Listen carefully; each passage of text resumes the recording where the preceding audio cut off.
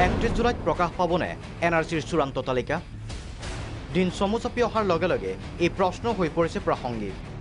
ৰাজ্যৰ শেহতীয়া বান পৰিস্থিতিও এনআৰচিৰ প্ৰক্ৰিয়াক প্ৰভাৱিত কৰিছে নেকি? ৰাইজৰ মনত এনে প্ৰশ্নও অৱতাৰণা হৈছে।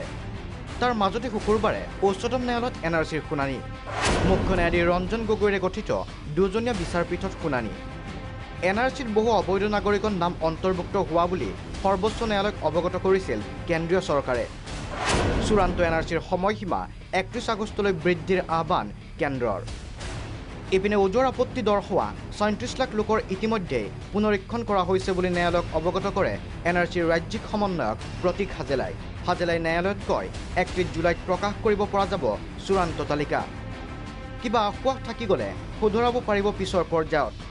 অৱশ্যে মুখ্য ন্যায়াধীশ ৰঞ্জন গগৈয়ে প্ৰতীক হাজেলাৰ পৰা অসমৰ বান পৰিস্থিতিৰ বুজ লয় আৰু এনআৰচিত ইয়াৰ প্ৰভাৱ সম্পৰ্কে প্ৰশ্ন কৰে। বান সমস্যাৰ বাবে হাজেলাইও সময়সীমা বৃদ্ধিৰে পোষকতা কৰে। বিভিন্ন পক্ষৰ মতামতৰ পিছত অমীমাংসিত হৈ ৰ'ল শুকুৰবাৰৰ শুনানি। পৰৱৰ্তী শুনানি 23 জুলাইত। এইবাৰ চাওঁ আহক শুকুৰবাৰৰ শুনানিৰ পিছত বিভিন্ন পক্ষৰ প্ৰতিক্ৰিয়া। আৰু মই ভাবোঁ যে এইটো অসম চৰকাৰৰ, অসমৰ ৰাইজৰ বা বিভিন্ন দল সংগঠনৰ এইটো অতি ন্যায়সংগত দাবী। এই কথাটো মানি লোৱা উচিত আৰু 20% ৰিভেৰিফিকেশ্যন হোৱা উচিত আৰু তাৰ পাছত এনআৰচি প্ৰকাশ কৰিব লাগে।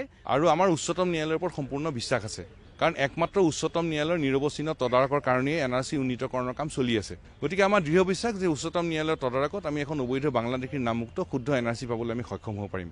এটা নিৰ্দিষ্ট সময়সীমাৰ ভিতৰত অবৈধ বাংলাদেশীৰ নামমুক্ত শুদ্ধ এনআৰচিৰ প্ৰয়োজন আৰু উচ্চতম ন্যায়ালয়ৰ তদাৰকত সেই লক্ষ্যত আমি উপনীত হ'ব পাৰিম বুলি আশা কৰিছোঁ।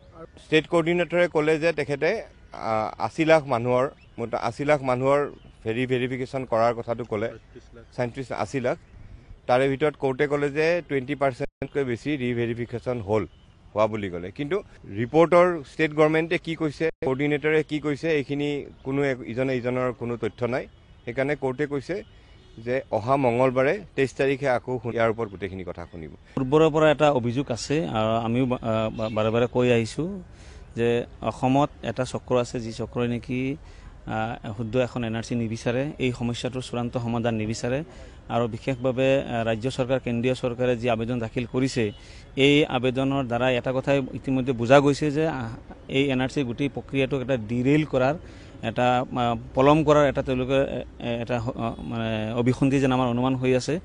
অসমৰ প্ৰায় 25 লাখ নাগৰিকৰ স্বাক্ষৰ সংগ্ৰহ কৰি এখন শুদ্ধ এনআৰচি প্ৰস্তুতকৰণৰ কাৰণে ৰাষ্ট্ৰপতি মহোদয়ক আমি আবেদন জনাইছিলোঁ আৰু সুপ্ৰিম কোৰ্টতো আমি এফিডেভিট দিছোঁ। আমাৰ আশা এখন শুদ্ধ এনআৰচি প্ৰস্তুত হ'ব আৰু তাৰ কাৰণে যি ব্যৱস্থা, সেই ব্যৱস্থা উচ্চতম ন্যায়ালয়ে নিশ্চয় গ্ৰহণ কৰিব বুলি মোৰ আশা। দিল্লীৰ পৰা সৰস্বত গোস্বামী, প্ৰাগ নিউজ।